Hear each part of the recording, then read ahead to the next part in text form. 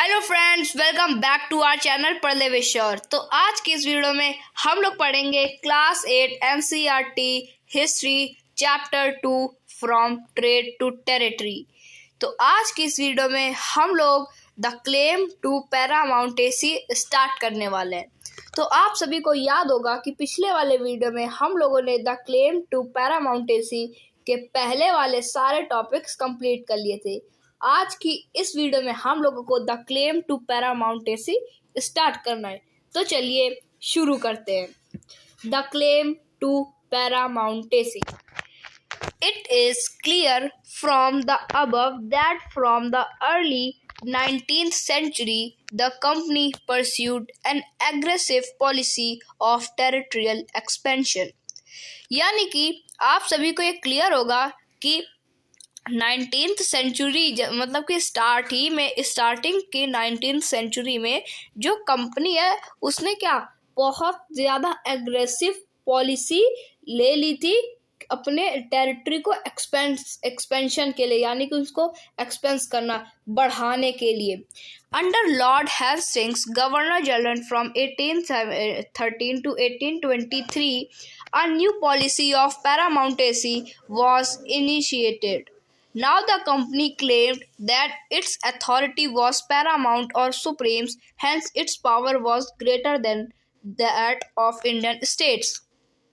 In order to protect its interest, it was justified in annexing or threatening to annex by annexing any Indian kingdom। This view continued to guide later British policies as well।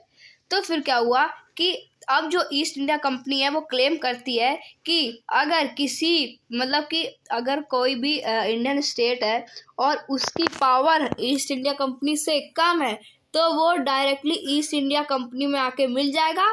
और उसका ये reason है ताकि जो east India company है वो उसको protect कर सके, उसका जो इंटरेस्ट है वो ले सके। इसलिए उसको जस्टिफाई करा जाता है कि एनेक्सिंग का ही एक रूप है। एनेक्सिंग का मतलब कि दूसरे स्टेट्स को अपने अंदर मिला लेना। तो ये जो ब्रिटिश पॉलिसीज़ है कितनी खतरनाक हो चुकी थी, सबको एनेक्स कर रही थी। ये आप सभी लोग ब्रिटिश पॉलिसीज़ को एज वेल आप जान रहे हैं। This process, however, did not go unchallenged।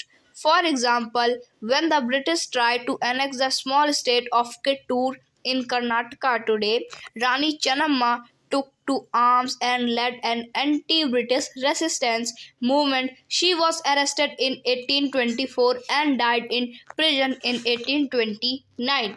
But Ranna, a poor chowkidar of Sangoli in Kittur, carried on the resistance। With popular support, he destroyed many British camps and records। He was caught and hanged by the British in 1830। You will read more about several cases of resistance later in the book। तो क्या होता है कि ये सारी policies तो British ने बना दी, अब इन्हें क्या लगाने का। अब क्या होता है कि जो प्रोसेस था ये जो एनेक्सिंग का, तो ये बहुत बार क्या लोग चैलेंज कर रहे थे, लेकिन ये बहुत कई बार भी अनचैलेंज नहीं हुआ।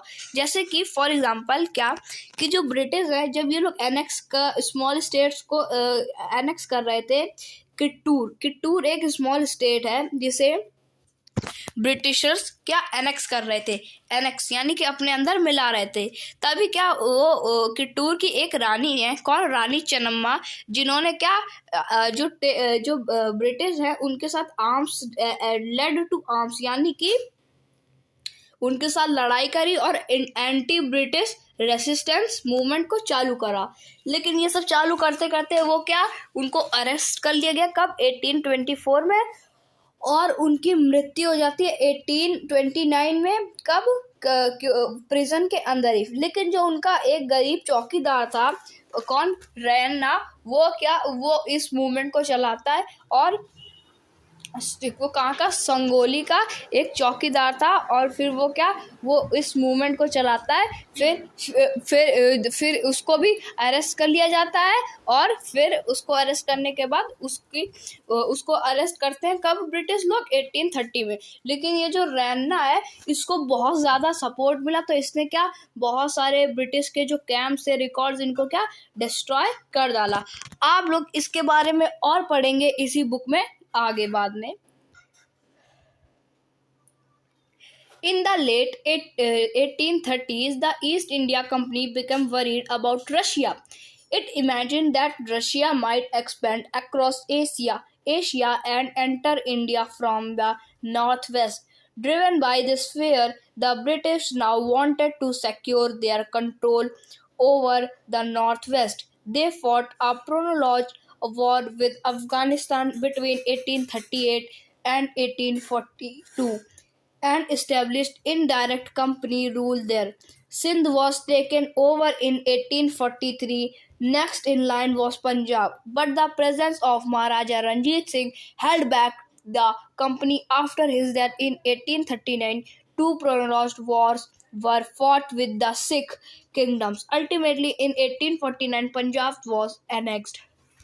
तो क्या होता है कि 1830 में जो ईस्ट इंडिया है वो उसकी ईस्ट इंडिया को चिंता होने लगी किसकी, रशिया की, क्योंकि रशिया तब बहुत तेजी से क्या फैल रहा था एशिया में, और उसे लग रहा था कि जो ईस्ट इंडिया कंपनी ने इतना सारा मेहनत करा है